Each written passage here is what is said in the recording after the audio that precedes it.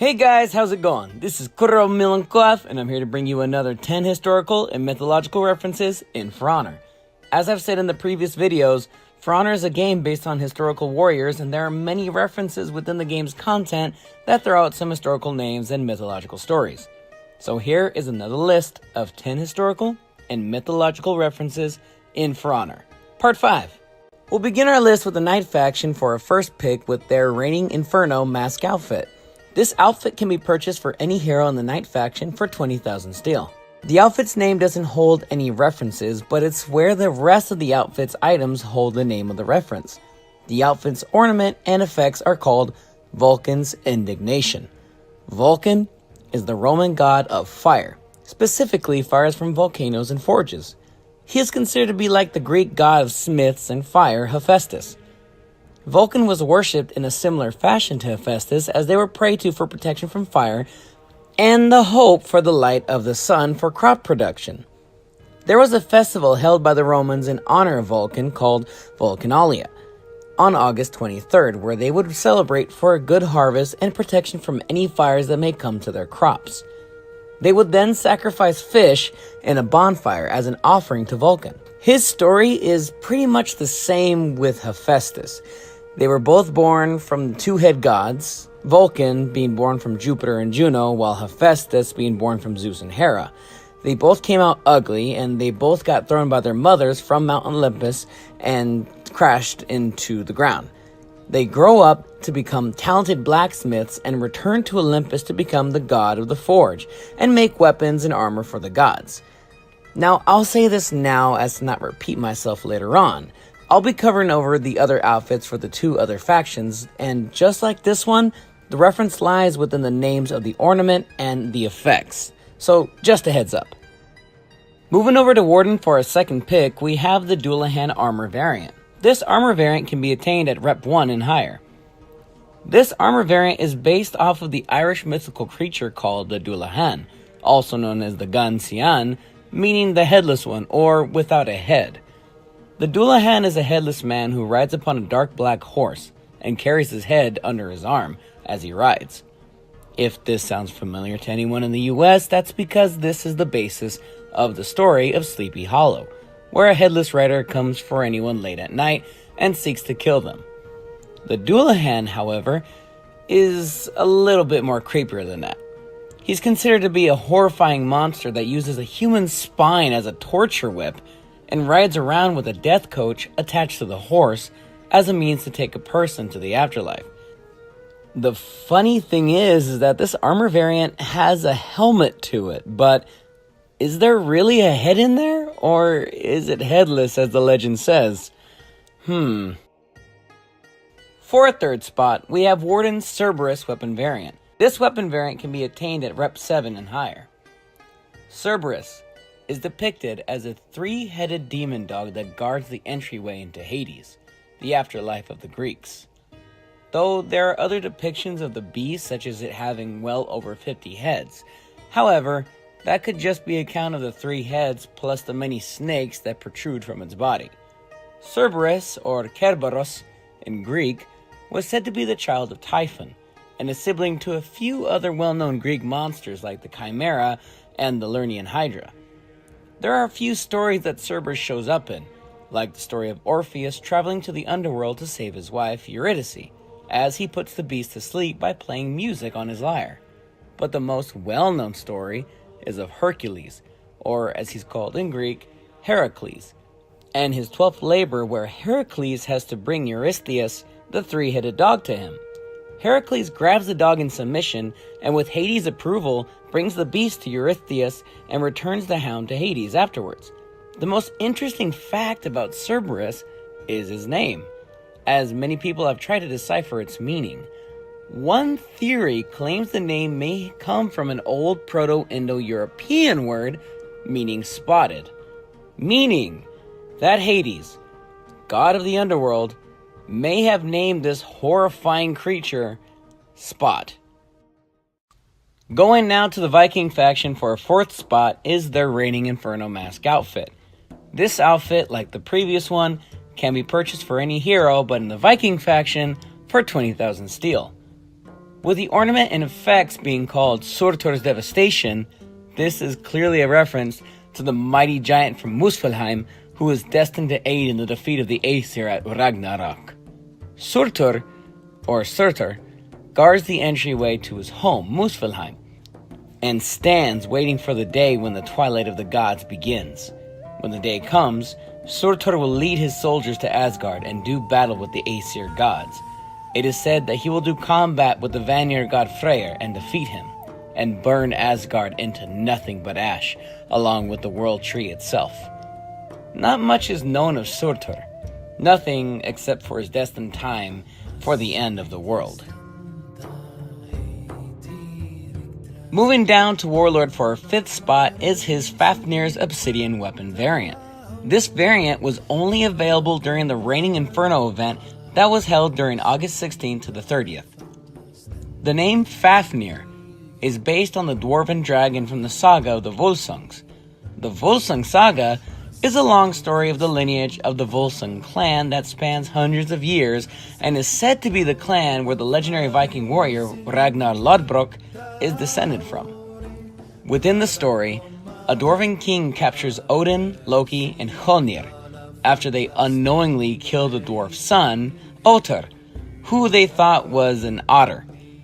Hreidmar, the king, demands to be repaid in gold for the death of his son. Loki, who does what only a trickster god does best, gets the gold and a ring he openly steals from another dwarf king named Andvari. Andvari places a curse upon the ring that will bring death for anyone who wears it. Hreidmar takes the ring and later his other son, Fafnir, kills his father for the golden ring, and becomes so obsessed with keeping the golden ring to himself that he morphs and changes into a giant dragon. Sigurd, later on, kills Fafnir and takes his gold and the ring and thus takes the curse with him. Fafnir has become one of the basest of dragons guarding gold stashes in today's stories, such as Smaug in J.R.R. Tolkien's The Hobbit. Going to the samurai for a 6th spot, we have their Raining Fire Mask outfit. This outfit can be purchased for any hero in the samurai faction for 20,000 steel. Upon the ornament and effects is the title Kagutsuchi's Resplendence. I don't know if you remember from my previous 10 list in part 2, I covered a weapon variant for the Kensei called Akiha. In it, I mentioned the variant being about the Akiha Mountains and a shrine dedicated to a certain fire kami. Kagutsuchi no Kami was the revered fire deity in Shinto religion that was prayed to for protection from fire. He was the patron god of blacksmiths, pottery makers, and essentially anyone who used fire for production, sort of like Vulcan in that aspect. The story of his origin starts with his birth and his killing of his mother, the creator goddess Izanami. As he was being birthed, his fires became so chaotic that they ended up burning her alive. After seeing this, Izanagi then took out his sword and sliced Kagutsuchi's head off, where it fell to the earth and created mountains and volcanoes. There is another story of his origin where he doesn't kill his mother right away, as it's said in the Engi Shiki that before her death, Izanami gave birth to the water kami Mizuame no Mikoto, a clay princess, water reeds, and the gourd, and instructed them to control Kagutsuchi whenever he was to become violent. In the past, the firefighting method used in Japan consisted of dousing the flames with water from a gourd and to subdue it with clay and water reeds. An interesting fact, if I may say. Moving now to Kensei for our 7th spot, we have the Fudo Fire Weapon variant. The variant was only available during the Reigning Inferno event held back in August 6th to the 30th of 2018. Moving over from one fire god to another, this weapon variant is based off of the fire deity called Fudo Myo in Japanese Buddhism. Fudo, also known as the Immovable One, is one of the 5 Buddhist guardians in Japanese Buddhism that protect any believer in the Buddhist way. Fudo's appearance is rather fierce, as he is depicted as having an angry look while holding a sword with one hand and a rope in another, while sitting in front of an enormous fire. The sword represents his ability of cutting through ignorance and evil, and the rope signifies his ability to rope in that evil. Fudo was quite a popular deity to the samurai back in the day, as they would place the fire deity's image upon their armor. As it so happens, in the summer of 2017, I was able to go to an art exhibit that held many samurai armor pieces, and I actually came across a Fudo statue as an ornament that looked pretty cool. He was missing a sword, but wouldn't it be cool to have this as a legit ornament? Hey, Ubisoft, let's get on this already, yeah? Moving over to our big boy Shigoki for our 8th pick, we have his Raijin armor variant. This is labeled as a rare variant and can be obtained at Rep 1 and onward. From fire to lightning, our next pick's namesake comes from the Japanese lightning deity, the Raijin. The Raijin, in the Shinto religion, was the kami of lightning, thunder, and storms. He was born from the creator gods Izanami and Izanagi, and tasked to bring storms and rain to fields to help in crop production. The lightning kami is depicted to look more like an oni than a kami, and is said to have a ring of small drums around his back. Anytime he bangs on a drum, thunder was said to resonate from it. There is a very weird story once told about the kami. Whenever families would experience a storm, they would tell their children to hide their belly buttons, as the Raijin was said to eat the belly buttons of unsuspecting kids during thunderstorms. A very weird story, and one where Shigoki here took it to heart. For our 9th spot, we have Orochi's Fujin armor variant. This is labeled as a rare variant and can be obtained at Rep 1 and higher. The eternal antagonist to the Raijin, the Fujin, is the kami of wind and the brother to Raijin. Fujin is depicted as a green demon-like kami who holds a large bag upon his back that, when released, blows large torrents of wind.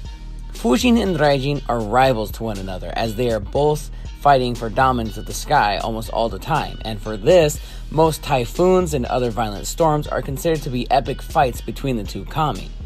This idea went so far as to the Mongolian invasion of Japan. It was believed that the invasions of 1274 and 1281 CE were pushed back by the wind god to protect Japan.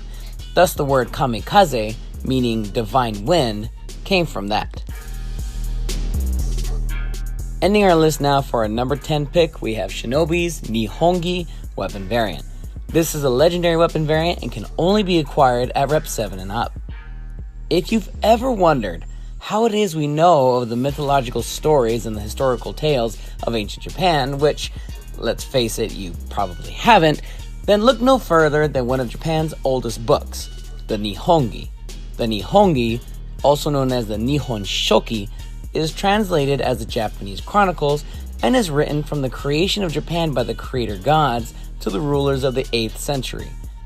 The book holds the stories of many Japan's oldest records of the first rulers and the ways they did things in those times. It was said to be fully written in the year 720 CE under the supervision of Princess Toneri. This book has become essential to historians, but its credibility is lacking in areas as it states that the first emperors came directly from the gods themselves, and drastically extends the length of some of the emperor's reign by a few hundred years. Nevertheless, the Nihongi is an important piece of ancient literature that brings history and mythology together. A nice little reference to end with, wouldn't you agree? With that, there ends the video. Yet another 10 historical and mythological references crossed off the list. What do you guys think of these? Did you know any of these, some of these, or not a single one? Comment below to tell me what you guys thought of these. Don't forget to like the video if you do. Stay tuned on the channel for any future content. Thanks for watching, and as always, play on.